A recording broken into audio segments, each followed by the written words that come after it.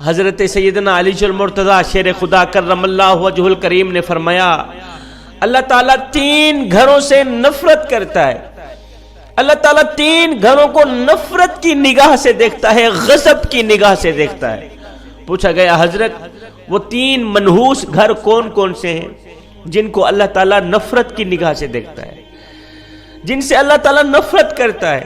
حضرت علی رضی اللہ تعالیٰ عنہ نے فرمایا میاں پہلا گھر وہ جس گھر میں بیٹی کی آنکھوں سے آنسو نکلتے ہیں، جس گھر میں بیٹی جیسی رحمت کو ذلیل کیا جاتا ہو، جس گھر میں بیٹی جیسی خدا کی رحمت کی قدر نہ کی جاتی ہو، پریشان کیا جاتا ہو، جس گھر میں بیٹی کو ذلیل و خوار کیا جاتا ہو، اس گھر کو اللہ تعالیٰ نفرت کی نگاہ سے دیکھتا ہے.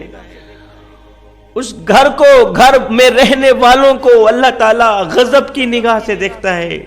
میرے بھائیو، بیٹی کا دل کبھی نہ توڑنا، خدارا بیٹی کا دل کبھی نہ توڑنا. جب بیٹی روتی ہے تو بیٹی کے آنسوؤں کے بدلے اللہ تعالیٰ گھر میں رحمت اٹھا دیتا ہے. گھر میں رحمت ہمیشہ کے لیے ختم ہو جاتی ہے، برکت ہمیشہ کے لیے ختم ہو جاتی ہے. جب بیٹی شادی کر کے باپ کے گھر سے رخصت ہوتی ہے تو وہ جاتے جاتے 3 چیزیں بھی لے کے جاتی ہے، 3 اہم چیزیں بھی لے کے جاتی ہے. پتہ ہے وہ کون سی 3 چیزیں؟ ایک باپ کے گھر کی رونق بھی ساتھ لے کے جاتی ہے. دوسرا باپ کے سامنے کیے ناز و نخرے وہ بھی ساتھ لے کے جاتی. تیسرا باپ کی نوکری، باپ کی غلامی بھی ساتھ لے کے جاتی ہے. کسی نے کہا تھا بیٹی تو بوجھ ہوتی ہے، شکر ہے خدا نے مجھے بیٹی عطا نہیں کی.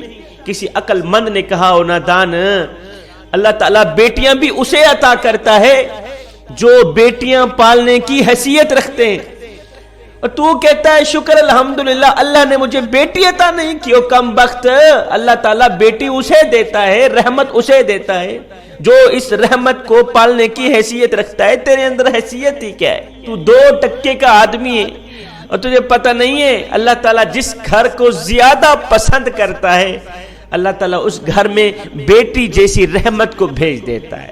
جوانوں، اللہ تعالیٰ کو 3 گھروں سے زیادہ نفرت ہے. 3 گھروں کو اللہ تعالیٰ نفرت کی نگاہ سے دیکھتا ہے. پہلا وہ گھر جس گھر میں بیٹی جیسی رحمت کی آنکھوں سے آنسو نکلتے ہوں. دوسرا وہ گھر جس گھر میں مہمان آئیں اور مہمانوں کا آنا گھر والوں کو پسند نہ ہو. جس گھر کے لوگوں کو مہمانوں کا آنا پسند نہیں ہوتا اس گھر کو اللہ تعالیٰ غضب کی نگاہ سے دیکھتا ہے.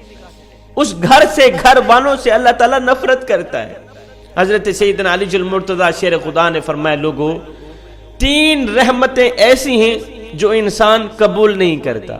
اگر انسان خدا تعالیٰ کی ان 3 رحمتوں کو خوشی سے قبول کر لے تو غنی ہو جائے، مالا مال ہو جائے. 3 رحمتوں کو اگر حضرت انسان خوشی سے قبول کر لے، وہ 3 رحمتیں کون کون سی ہیں؟ پہلی رحمت بیٹی کا آنا. بیٹی کا آنا اگر انسان خوشی سے قبول کر لے، مالا مال ہو جائے، غنی ہو جائے، بادشاہ بن جائے. دوسرا گھر میں مہمان کا آنا، مہمان کوئی بھی ہو، مہمان کا آنا بھی خدا تعالیٰ کی رحمتوں میں سے ایک بہت بڑی رحمت ہے. جو بندہ اس رحمت کو قبول کرتا ہے وہ جلد مالا مال بن جاتا ہے. تیسرا بیماری کا آنا. بیماری بھی جب انسان کے اندر آتی ہے تو گناہ جھڑتے ہیں، یہ بھی اللہ تعالیٰ کی رحمتوں میں سے ایک رحمت.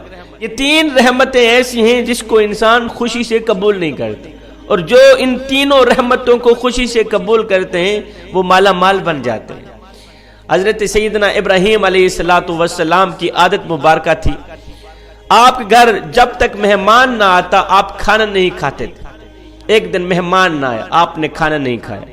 دوسرے دن بھی نہ آیا، تیسرے دن بھی نہ آیا، 3 دن کے بھوکے. حضرت سیدنا ابراہیم علیہ السلام 3 دن مہمان نہ آیا، آپ نے کھانے کو ہاتھ نہیں لگایا، کھانا نہیں کھایا. گھر سے باہر نکلے جاؤں مہمان کو ڈھونڈوں، مہمان نہیں ہے، بھوک تڑپا رہی. گھر سے باہر نکلے، کہاں جا رہے ہیں؟ مہمان کو تلاش کرنے جا رہے. جاتے جاتے ایک شخص ملا، میاں تو نے کھانا کھانا ہے، روٹی کھانا؟ اس نے کہا جی کھانی، مجھے بھوک لگی. پھر جلدی دسترخوان بچھایا، دسترخوان پہ مہمان کو بٹھایا، خود بسم اللہ پڑھ کر کھانا کھانے لگے. اس مہمان نے بغیر بسم اللہ کے کھانا کھانا شروع کر دیا۔ آپ نے فرمایا اوئے تو نے بسم اللہ کیوں نہیں پڑھی؟ اس نے کہا جی میں تو آتش پرست ہوں، میں مسلمان تھوڑی ہوں، میں تو آتش پرست ہوں، میرا بسم اللہ کے ساتھ کیا لینا دینا، بسم اللہ کے ساتھ کیا تعلق میرا؟ آپ نے فرمایا اگر تو آتش پرست ہے تو پھر اٹھ کے چلا جائے، میں تجھے کھانا نہیں کھلا۔ وہ آتش پرست وہاں سے اٹھ کے چلا گیا۔ تھوڑی دیر کے بعد اللہ کے نبی حضرت ابراہیم علیہ السلام نے دونوں ہاتھ اٹھائے، عرض کی مالک کوئی مہمان بھیج، 3 دن کا بھوکا ہوں۔ میرے اللہ نے فرمایا میرے ابراہیم میں نے مہمان تو بھیجا تھا، تو نے میرے مہمان کی قدر ہی نہیں کی۔ میں نے مہمان تو بھیجا تھا، ایک خاص مہمان بھیجا تھا، تو نے میرے مہمان کی قدر ہی نہیں کی۔ مالک وہ تو آتش پرست تھا، وہ تو آگ کی پوجا کرنے والا تھا، اس نے بسم اللہ ہی نہیں پڑھی، میں اس کو کھانا کیسے کھلاتا؟ میرے اللہ نے فرمایا اور میرے ابراہیم میرے خلیل اللہ وہ آتش پرست تھا، آگ کی پوجا کیا کرتا تھا، اس کا سارا خاندان آگ کی پوجا کرتا ہے، اس کے بچے بھی آگ کی پوجا کرتے ہیں، آگ کو خدا مانتے ہیں۔ تو نے اسے 1 دن کا کھانا دینا گوارا نہیں کیا، 1 دن کی 1 ٹائم کی روٹی دینا گوارا نہیں کی۔ دیکھ تو صحیح میں کتنا کریم ہوں، 80 سال سے اسے کھلا بھی رہا ہوں، اسے پلا بھی رہا ہوں۔ تو یہ جو مہمان ہوتا ہے، مہمان کوئی بھی ہو، خدا تعالیٰ کی رحمتوں میں سے ایک رحمت بن کے آتا ہے، تو مہمان کی قدر کیجیے گا۔